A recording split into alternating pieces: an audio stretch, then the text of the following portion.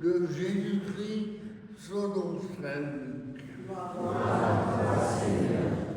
En ce temps-là, parmi les disciples, le Seigneur nous désira encore 72. Il les envoya 2 par 2 en œuvre de lui.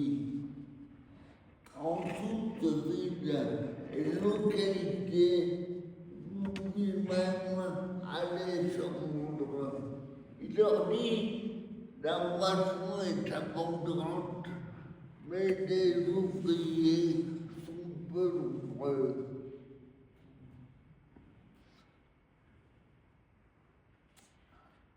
Allez, voici que je vous envoie comme des agneaux au milieu des loups.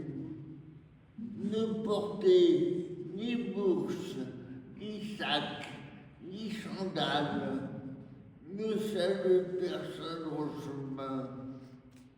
Mais dans toute maison où vous entrerez, dites d'abord paix à cette maison.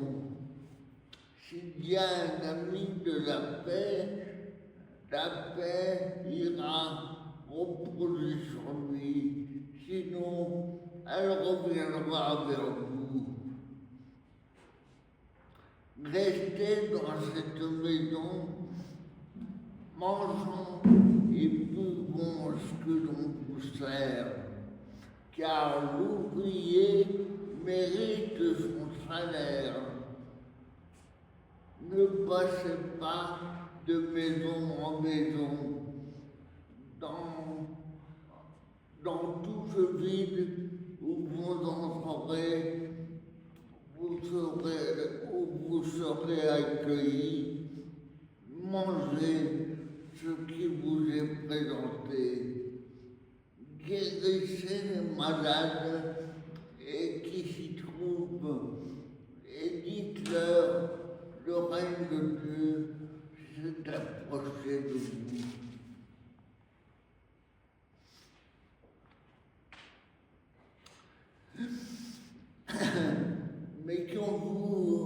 Mais dans toute ville où vous entrerez, si vous ne serez pas accueillis, allez sur les places et dites, même la poussière de vos vides collée à vos pieds, nous l'osons vous la laisser. Toutefois, sachez-le, le règne de Dieu s'est approché. Je vous déclare, même au dernier jour, cela vous sera mieux traité que cette ville.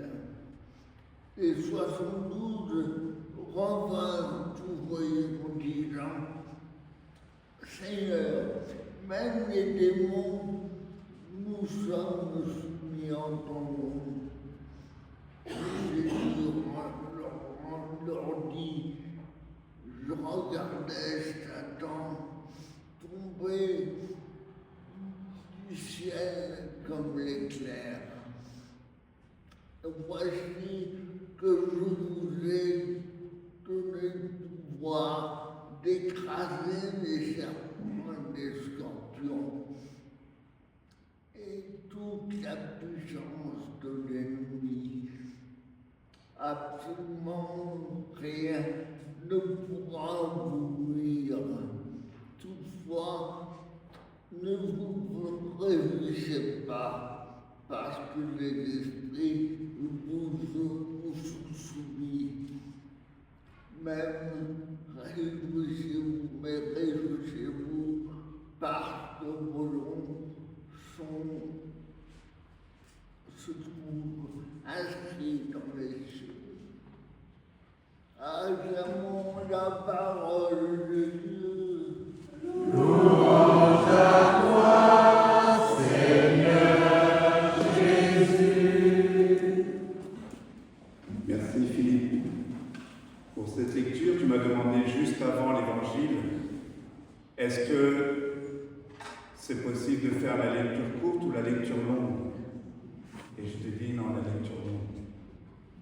Parce que justement, ça nous force à l'écoute. À l'écoute et à entendre précisément ce qui est important à accueillir. Merci d'avoir eu cette force pour nous lire cette lecture de l'Évangile jusqu'au bout. Et pour bien comprendre l'importance d'écouter, pour mettre en pratique l'Évangile, la bonne nouvelle. Nous sommes entrés dans cette célébration avec ce chant, le numéro 5. Si le Père vous appelle, tressaillez de joie, car vos noms sont inscrits pour toujours dans les cieux, tressaillez de joie.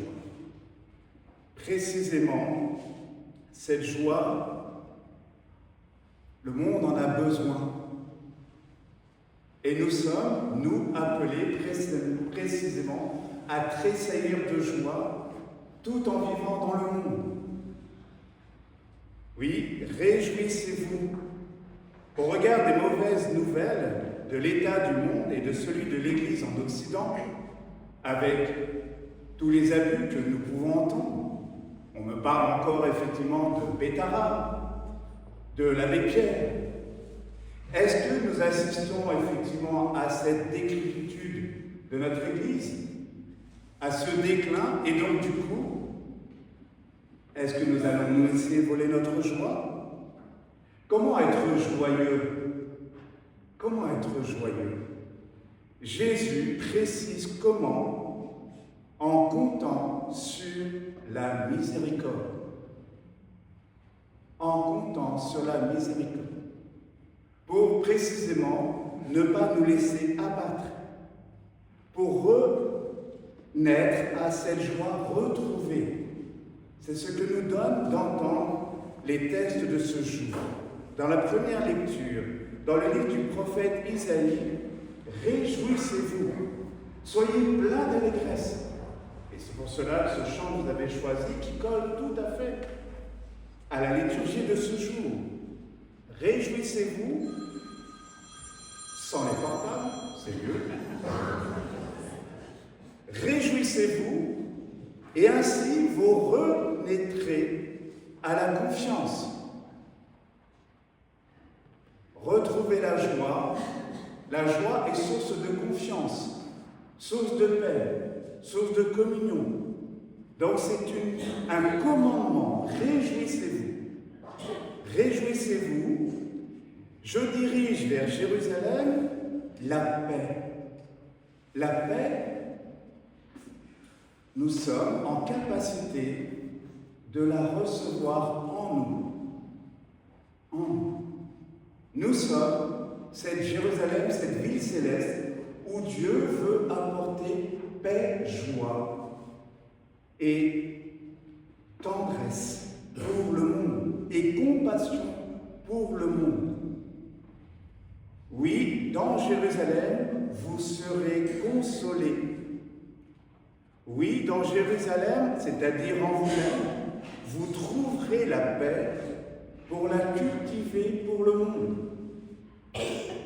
Dieu nous nourrit de cette semence de sa parole pour qu'elle germe en nous et qu'elle porte du fruit, le fruit de la paix.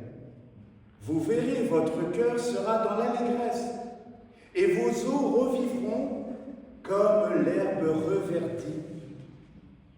C'est en apprenant à recevoir la puissance de paix en nous que nous pouvons servir la paix. Il nous arrive de ne pas avoir toujours le cœur en paix lorsque nous nous laissons accuser, lorsque nous nous accusons nous-mêmes ou lorsque nous nous accusons les uns les autres. N'ayons plus peur de recevoir la consolation de la miséricorde de Dieu pour le monde, si nous voulons sauver la paix. La miséricorde est source de paix et de joie. Saint Paul, dans la lettre aux Galates, poursuit « Frères, pour moi, que la croix de notre Seigneur Jésus-Christ reste ma seule fierté. Par elle, le monde est crucifié pour moi et moi pour le monde. C'est parce que le monde est crucifié que je suis crucifié. Et c'est parce que je suis crucifié par mes péchés que le monde est crucifié. Seule la miséricorde peut nous sauver. Ce qui compte, ce n'est pas d'être circoncis, poursuit saint Paul, ou incirconcis, c'est d'être une création nouvelle. Donc ce qui compte, ce n'est pas de faire, mais d'être. D'être et de se rappeler ce que nous sommes pour Dieu, non ce que nous faisons pour Dieu. Ce ne sont pas nos actes qui nous sauveront, mais ce sont bien les actes de Dieu en nous qui nous apporteront la paix, le salut et la conversion du monde. Oui, être disponible au changement pour faire la volonté de Dieu, c'est un véritable chemin de conversion. C'est cette conversion que Dieu nous demande d'accueillir. Nous avons entendu dans l'Évangile, Jésus désigne 72 autres disciples, deux par deux, et il les envoie où lui-même allait se rendre.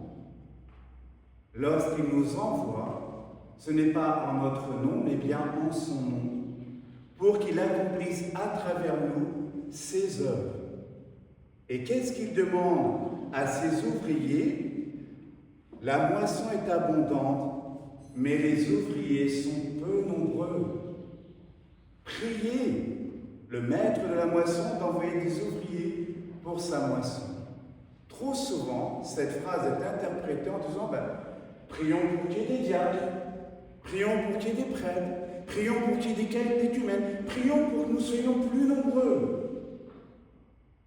On se plante totalement. Ce que nous demande le Seigneur, la moisson de la miséricorde de Dieu, qui est riche en pardon, est abondante, mais les ouvriers pour la récolte sont peu nombreux. Venir recevoir ce qu'il a fait pour nous, ce qu'il ne cesse de vouloir faire pour nous, lorsque nous acceptons de collaborer à son œuvre.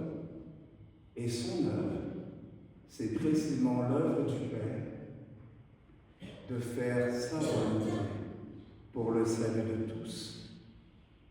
Oui, priez le maître de la moisson d'envoyer des ouvriers pour sa moisson. Le monde et l'Église manquent de cette nourriture pour sauver la paix. Nous ne récoltons plus la miséricorde pour sauver la paix. Je le disais hier à la messe ici même, vendredi, j'étais heureux. Parce que moi qui me plains sans cesse, comme je le fais encore aujourd'hui, d'avoir si peu d'ouvriers qui répondent aux appels de la miséricorde de Dieu, vendredi, juste avant la messe, Janine Lulka, 95 ans, qui téléphone pour dire « Père Charles, ça fait longtemps. Je veux recevoir pour le monde cette miséricorde. » Margot, une jeune de la paroisse de Bouffémont, avec porteuse d'un handicap, ne pouvant pas marcher toute seule sur une longue distance, m'appelle pour que j'aille au centre Jacques-Hermé. Je ne pouvais pas rentrer avec mes louloutes, on a fait la confession à l'extérieur. Et Margot avait conscience, porteuse de son handicap, qu'elle portait et qu'elle venait présenter les handicaps de notre monde. Oui, qui sont les ouvriers pour la moisson? Tous ceux qui acceptent de venir récolter en abondance les fruits de la miséricorde. Allons-nous laisser la moisson, effectivement, la moisson en général quand elle est prête, si nous ne venons pas recevoir, récolter, La pluie tombe, les intempéries, et tout pourrit. Nous avons entendu, nous entendons dans les actualités des vignerons qui ont tout perdu. Nous sommes la vigne du Seigneur. Nous sommes effectivement appelés à venir récolter en abondance cette paix, cette sérénité pour le monde. Paul poursuit, dans toute maison vous entrerez, dites d'abord paix à cette maison. Ne jugez pas. Ne jugez pas. C'est pour ça, n'ayez pas peur. N'ayez pas peur. Cette phrase de notre saint pape Jean-Paul II, n'ayez pas peur. Précisément, la peur de venir à la confession nous fait retomber dans le péché des origines de M. Adam. Lorsque M. Adam, effectivement, tombe, qu'est-ce qu'il fait? Il va se cacher. Et il a peur, la créature a peur de son créateur. Mais son créateur, sans cesse, l'appelle à 3 reprises Adam, comme il nous appelle. Et Adam, seulement au bout de la 3e fois, sortira en disant « J'ai eu peur, j'ai eu peur ». Est-ce que nous ne croyons pas qu'il y a suffisamment de peur dans le monde pour prendre résolument le chemin de cette guérison,